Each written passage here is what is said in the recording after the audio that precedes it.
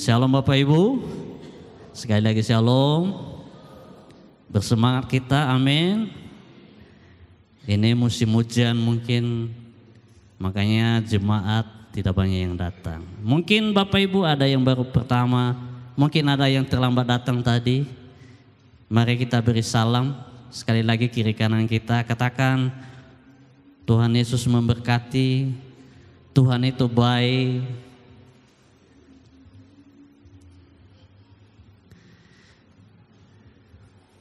Baik, Bapak Ibu Saudara, tema kita untuk bulan ini masih praktek disiplin rohani. Dan hari ini saya mengajak kita untuk belajar satu hal Bapak Ibu. Saya beri tema hari ini pemeliharaan Tuhan. Bapak Ibu Saudara, kita akan belajar tentang pemeliharaan Tuhan. Ayat ini sudah sering sekali kita dengar Bapak Ibu. Bahkan ini ayat di mana semua orang pasti tahu, orang percaya pasti tahu, orang Kristen pasti tahu. Yaitu kita akan lihat di dalam Mazmur pasal yang ke-23. Sehingga ayat ini pun ada lagunya. Saya percaya semua Bapak Ibu tahu lagunya. Tuhan adalah gembalaku. Kita akan lihat, saya akan baca ayat ganjil, Bapak Ibu yang membaca ayat yang genap. Kita akan baca bersaut-sautan. Tuhan gembalaku yang baik. Tuhan adalah gembalaku, takkan kekurangan aku. Ayat 2.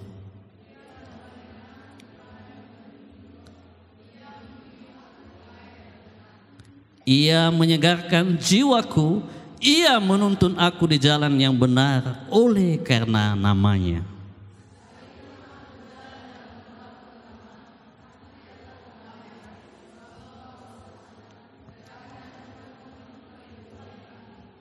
Engkau menyediakan hidangan bagiku di hadapan lawanku.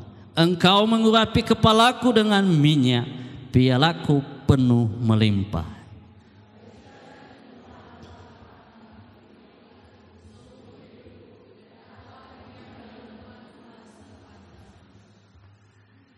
Bapak Ibu Saudara, pertanyaannya, bagaimana pemeliharaan Tuhan itu kita alami di dalam hidup kita? Sering sekali di dalam kondisi sekarang ini, di dalam keadaan sekarang ini yang sulit,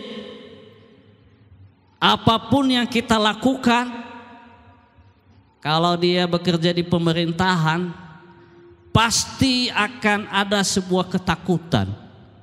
Jangan-jangan nanti begini-begini. Sedikit-sedikit kita mengambil keputusan yang seolah-olah kita ragu, dan itu membuat kita takut. Nanti jangan-jangan ada yang memeriksa kita, ada lagi yang mengadukan kita.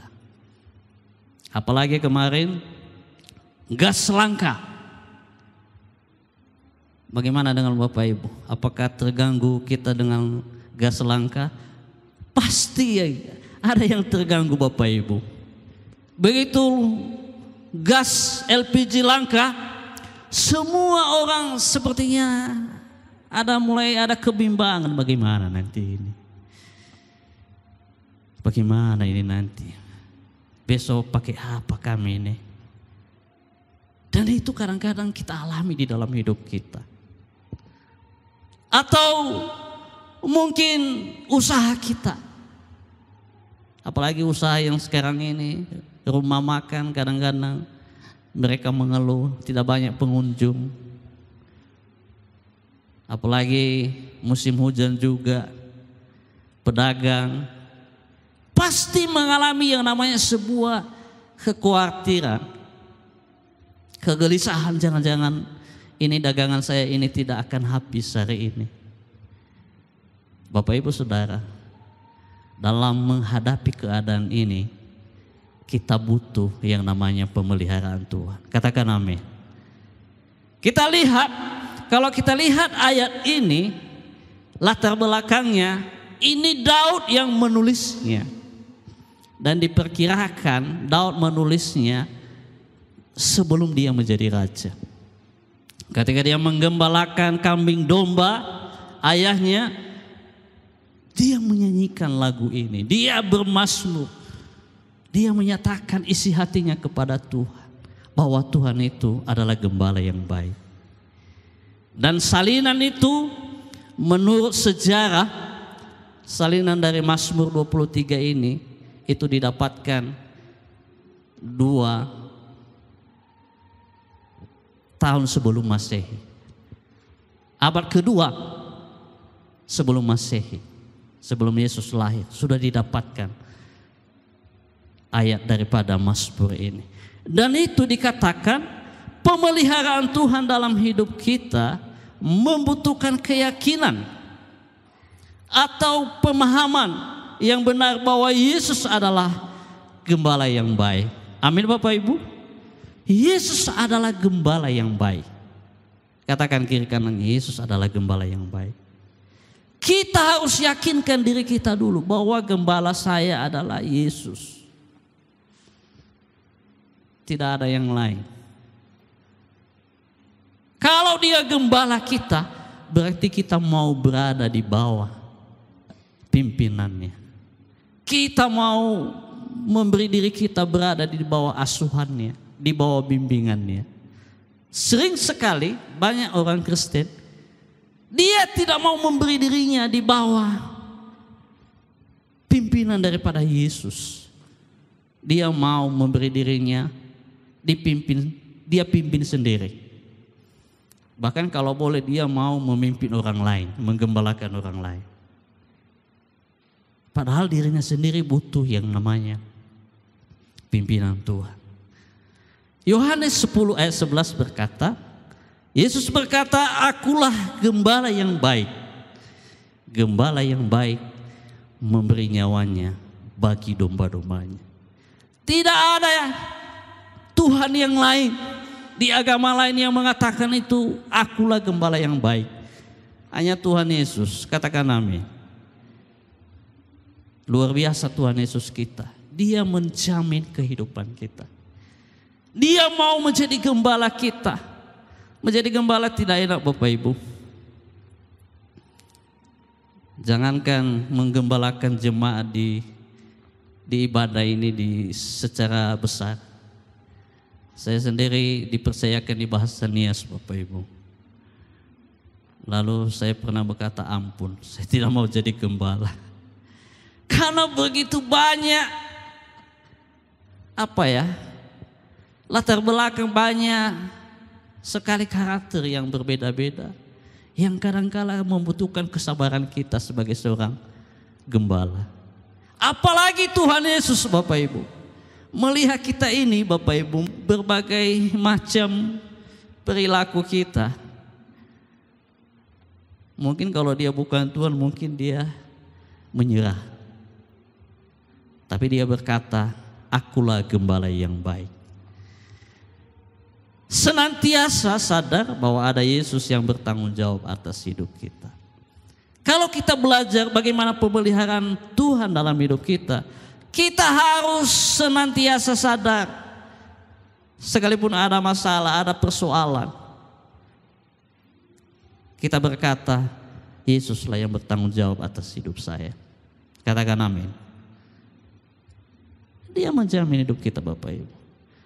Sehingga dengan kita sadar bahwa Yesus adalah gembala kita, berarti kita belajar mengenal Dia. Amin Bapak Ibu. Kita belajar mengenal sang gembala kita. Ketika Dia menyuruh kita, memerintahkan kita, kita belajar untuk mengenal Dia. Sehingga dengan mengenal Dia, percayalah, pasti kita akan mengetahui maksud-maksud Tuhan di dalam hidup kita. Kerinduan Tuhan itu kita akan dapatkan ketika kita belajar mengenal Dia. Dan saya percaya orang yang belajar mengenal Yesus, dia pasti akan berkemenangan di dalam hidupnya. Katakan amin. Daniel pasal 11 ayat 32 berkata, umat yang mengenal Allahnya kuat dan bertindak. Kenapa banyak orang tidak kuat di dalam menjalani hari-hari hidupnya?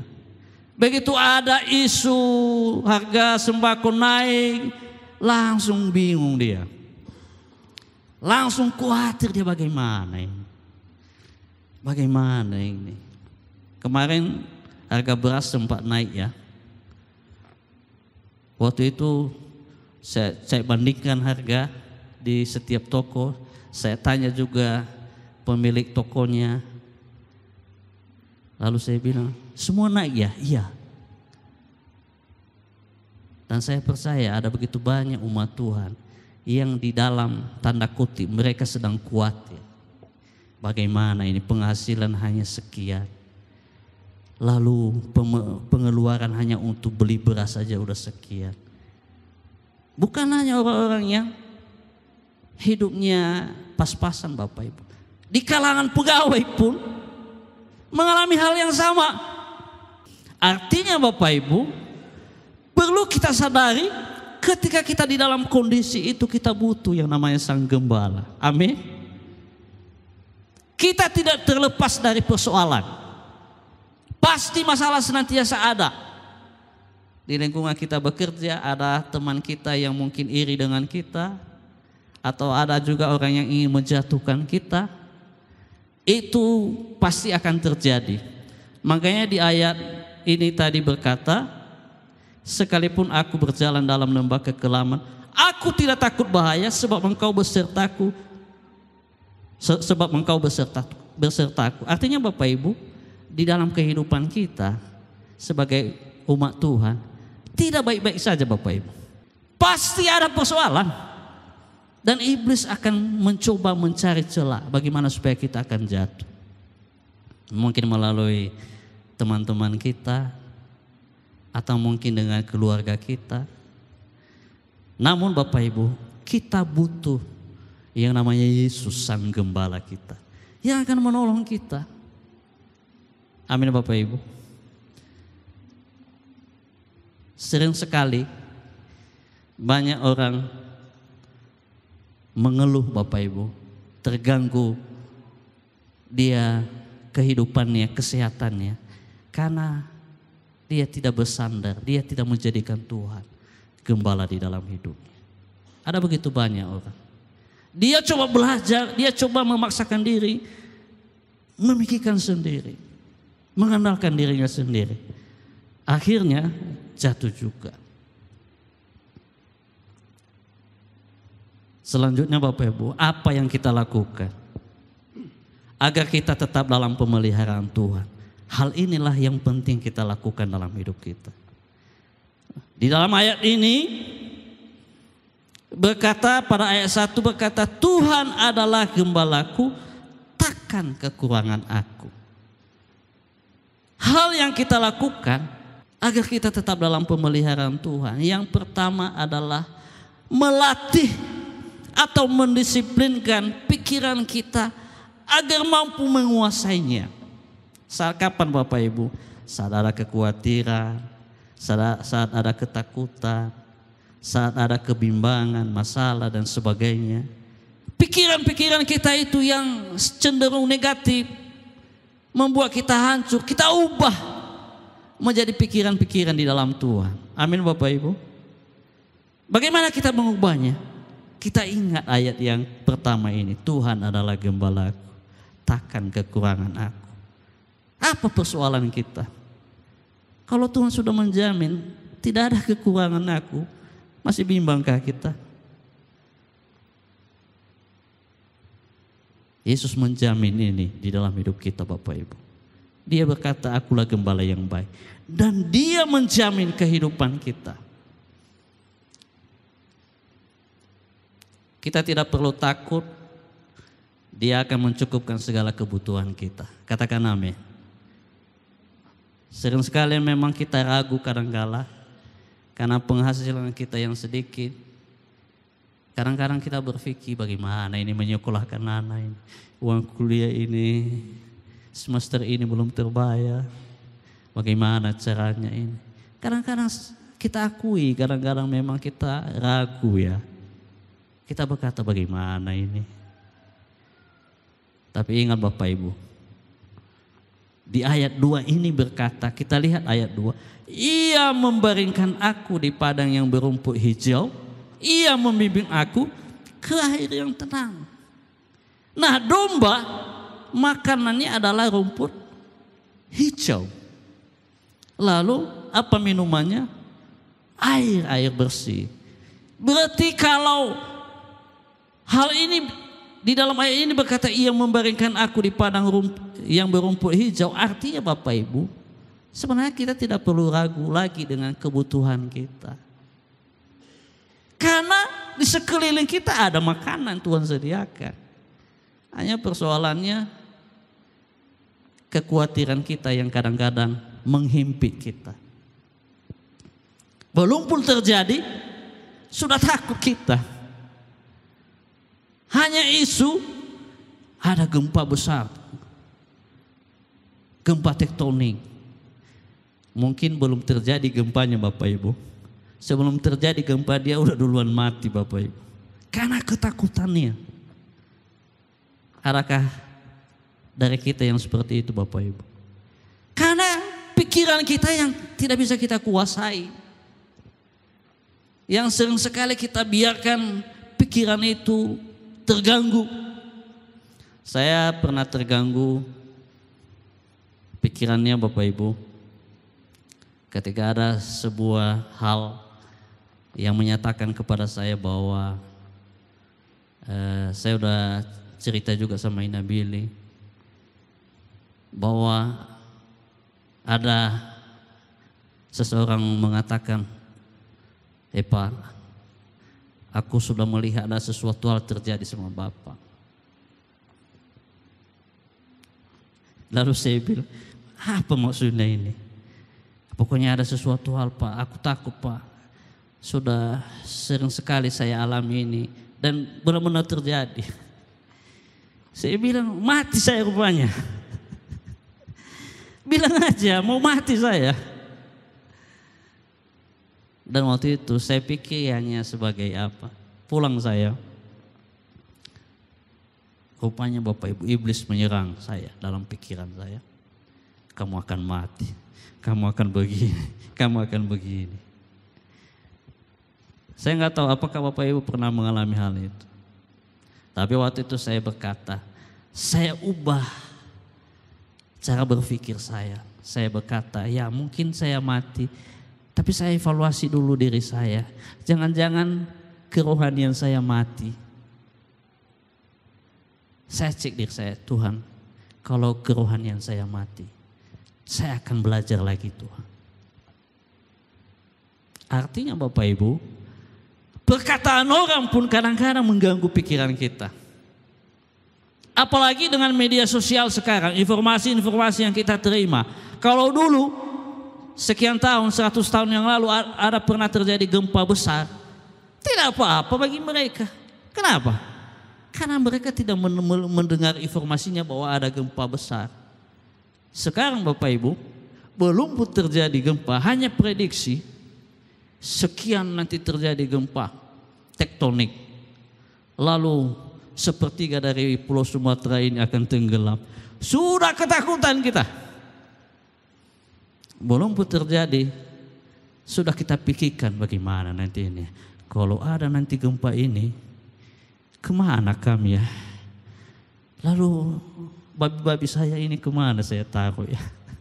Mulai kita pikirkan yang aneh-aneh. Kenapa Bapak Ibu? Karena kita tidak menjadikan Yesus adalah gembala kita. Itu yang pertama Bapak Ibu. Kita belajar untuk menjadikan Yesus sebagai gembala kita dengan cara kita mendisiplinkan diri kita, pikiran-pikiran kita, hal-hal yang jelek kita ubah menjadi hal-hal yang positif di dalam Tuhan. Amin Bapak Ibu. Yakin saya di sekeliling kita semua, apalagi orang-orang yang tidak seiman dengan kita, yang tidak hidup di dalam Tuhan, pasti kejelekan-kejelekan yang kita sering dapatkan informasi, yang sering mungkin cerita dengan kita.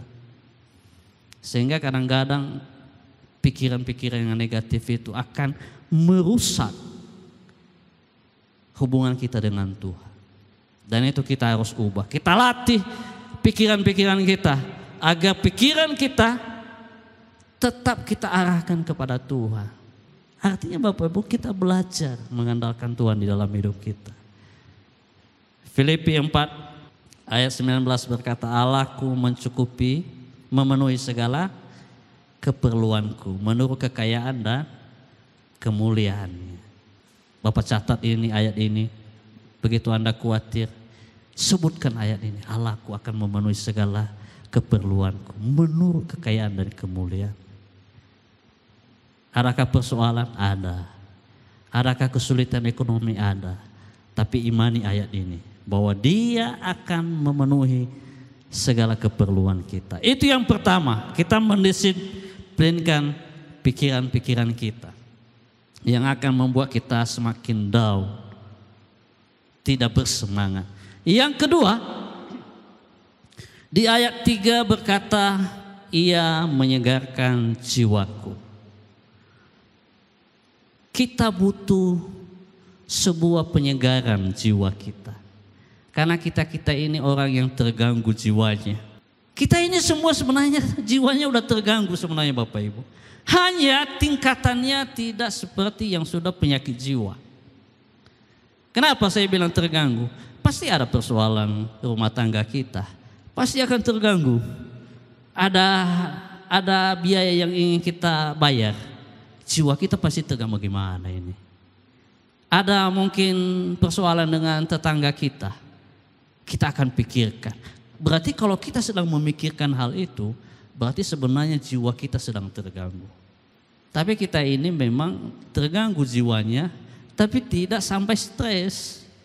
Kita masih bisa atasi. Tapi kalau kita tidak hati-hati, kita terus menyimpan kebencian, terus menyimpan kepahitan, apalagi selalu menerima kejelekan-kejelekan dari orang lain, menampung semua hal-hal yang jelek dalam diri kita. Suatu waktu Anda juga akan stres juga. Nah, sehingga firman ini berkata, Ia menyegarkan jiwaku. Artinya kita butuh kesegaran jiwa di dalam Tuhan. Sehingga dengan demikian Bapak Ibu, dengan kita jiwanya terganggu, saat kita putus asa, Sang Gembala membangkitkan semangat kita melalui kuasa dan kasih-Nya. Dan yang dibutuhkan adalah ketaatan kita. Amin Bapak Ibu. Hal yang kedua, kita harus melatih kita agar tetap taat. Taat di mana kita mengikuti dan mendengar suara gembala kita. Sering sekali kita tidak mau mengikuti perintah gembala atau suaranya. Siapa yang kita dengar? Kadang-kadang perkataan orang.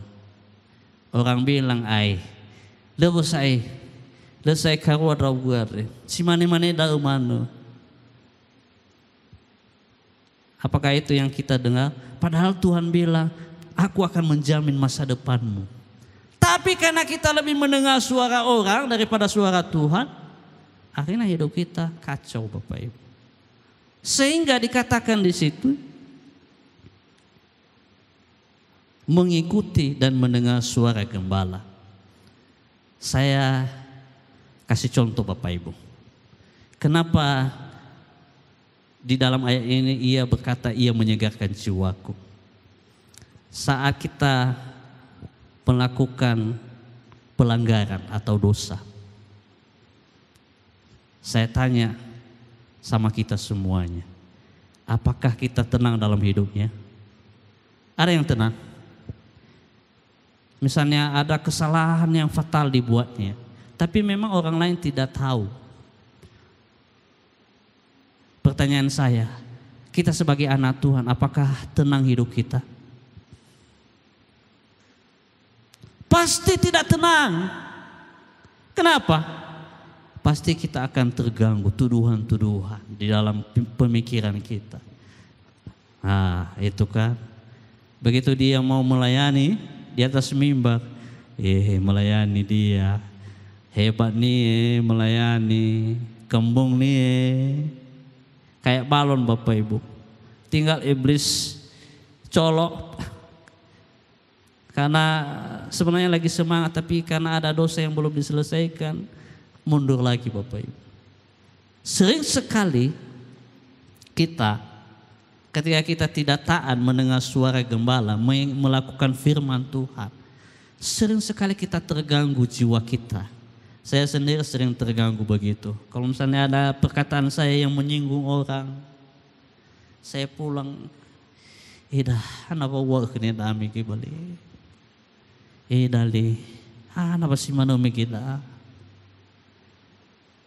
Baru saya tenang ketika saya menghadap sang gembala. Saya berkata, mohon ampun Tuhan, saya sudah salah hari ini. Nah artinya Bapak Ibu, sepanjang kita mengikuti perintah Tuhan, mendengar suaranya, maka jiwa kita akan terus tenang. Amin.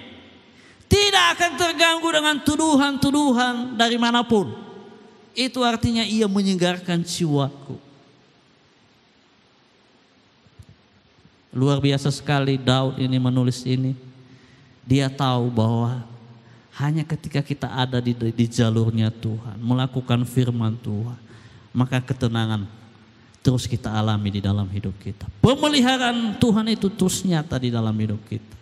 Kalau kita bisa melihat nanti dalam Yohanes 10 ayat 3 sampai 4 berkata, domba-dombaku mengenali aku dan demikian sebaliknya, dan mendengar suaraku. Artinya di dalam hidup kita ini Bapak Ibu, kita harus belajar untuk mengikuti dan mendengar suara gembala kita. Itu yang kedua. Hal yang ketiga, apa yang kita lakukan agar pemeliharaan Tuhan terus kita alami di dalam hidup kita. Di ayat 4b berkata, gadamu dan tongkatmu itulah yang menghibur aku. Gadamu dan tongkatmu itulah yang menghibur aku. Artinya Bapak Ibu, melatih diri kita agar tetap mengandalkan Tuhan di dalam hidup kita. Katakan amin. Gada itu berbicara, gada itu adalah sebuah tongkat ya. Tongkat kecil pendek. Kalau sekarang itu semacam pentung yang dibawa oleh security atau satpam. Dan itu melambangkan sebuah kedisiplinan dari Tuhan. Dan itu melambangkan kekuatan daripada Tuhan. Lalu kalau tongkat itu adalah yang panjang, gembala itu memiliki tongkat, ada dua gada dan tongkat. Gada tadi semacam pentung yang pendek, lalu tongkat panjang tapi ujungnya melengkung.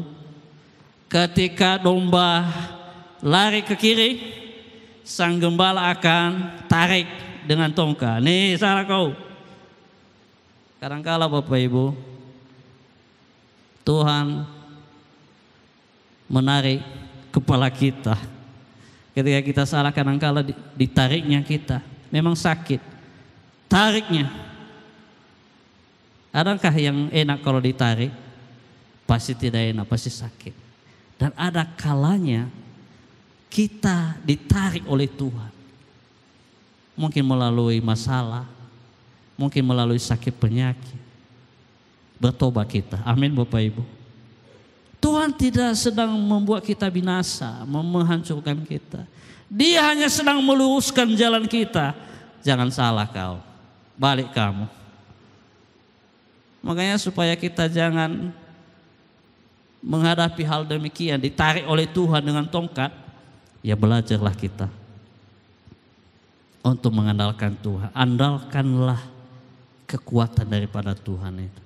Bersandarlah kepadanya. Jangan suka-suka kita. Kalau hari ini lagi senang, lalu suka-suka kita. Kita membiarkan diri kita tidak dipimpin oleh Allah. Itulah di dalam Amsal pasal 3 itu. Percayalah kepada Tuhan dengan segenap hatimu. Dan jangan bersandar kepada pengertianmu sendiri. Itu hal yang ketiga Bapak Ibu, melatih diri kita agar kita tetap mengandalkan Tuhan. Kadangkala Tuhan menggunakan gada dan tongkat dalam mendidik kita. Itu baik Bapak Ibu, supaya kita jangan sesat, jangan salah melangkah. Hal yang keempat Bapak Ibu, yang terakhir, apa yang kita lakukan supaya kita tetap di dalam pemeliharaan Tuhan. Di ayat 6 berkata, aku akan diam di rumah Tuhan sepanjang masa. Hal yang keempat, bagaimana kita ada di dalam pemeliharaan Tuhan senantiasa. Hal yang keempat adalah, ini yang paling penting Bapak Ibu, alamilah kasih dan kuasanya setiap saat. Amin Bapak Ibu. Di dalam doa-doa kita, di dalam penyembahan kita, alami Tuhan. Jangan biarkan waktu-waktumu berlalu begitu saja tanpa menikmati Tuhan. Pagi hari alami Tuhan. Sehingga pemeliharaan Tuhan itu luar biasa. Makanya lagu tadi, satu hal yang ku rindu lebih baik, satu hari di pelataranmu daripada 1000 hari di tempat lain. Tadi pagi sebelum waktu saya bangun pagi, sebenarnya saya kebingungan mau bagi apa sama jemaat hari ini. Karena bagi saya mungkin dari sisi pengetahuan mungkin saya bisa share ya, cari searching di Google apalagi temanya udah ada, praktek disiplin rohani. Tinggal cari aja bagaimana ayat-ayatnya yang mendukung, referensinya. Boleh aja, tapi waktu tadi pagi saya berdoa, Tuhan, apa yang mau saya bagikan hari ini yang menguatkan jemaat? Dan Tuhan sampaikan ayat ini Bapak Ibu. Dan sebelumnya Bapak Ibu, Tuhan menjamah saya. Saya nangis, saya bilang terima kasih Tuhan. Engkau adalah gembala yang baik. Sepanjang hidup saya terus mengalami Engkau. Sejak saya muda, sebenarnya dari yang tidak ada, tapi pemeliharaan Tuhan itu luar biasa. Apapun yang saya kerjakan selalu berhasil oleh karena Tuhan. Dan anak-anak saya hari ini dipakai Tuhan, diberkati Tuhan. Dan saya berkata terima kasih Tuhan. Engkau sungguh baik. Dan ketika kita di dalam kondisi itu Bapak Ibu, di dalam hadirat Tuhan kita mengalami namanya kasih dan kuasanya, tidak perlu kita mengucapkan apapun kepada Tuhan. Tidak perlu kita banyak mengatur kata-kata kita. Nanti Tuhan begini, usahaku begini. Tuhan langsung sembuhkan kita, pulihkan kita. Dan langsung semuanya sepertinya beres Bapak Ibu. Amin Bapak Ibu. Adakah yang pernah mengalami hal itu? Ada? Angkat tangan. Semuanya pasti akan beres Bapak Ibu. Ini pengalaman saya dan saya mau Bapak Ibu juga mengalami hal itu. Sebenarnya gak perlu lagi kita ceritakan Tuhan ada masalahku. Ya ada persoalanku Tuhan. Saya diganggu di tempat bekerja. Saya sedang dalam kasus. Tidak perlu kita ceritakan sama Tuhan. Dia sudah tahu. Ketika kita datang menghadap Dia, mengalami kasih dan kuasanya di dalam doa kita, Dia akan memberi kita kelegaan. Sampai kita sepertinya masalah kita udah runtuh semua, masalah kita nggak ada lagi. Dan kita berkata terima kasih Tuhan. Kenapa banyak orang tidak mampu mengucap syukur di dalam hidupnya? Karena dia tidak mengalami kasih dan kuasa Tuhan di dalam hidupnya. Tuhan Yesus memberkati kita. Saya mengajak kita Bapak Ibu.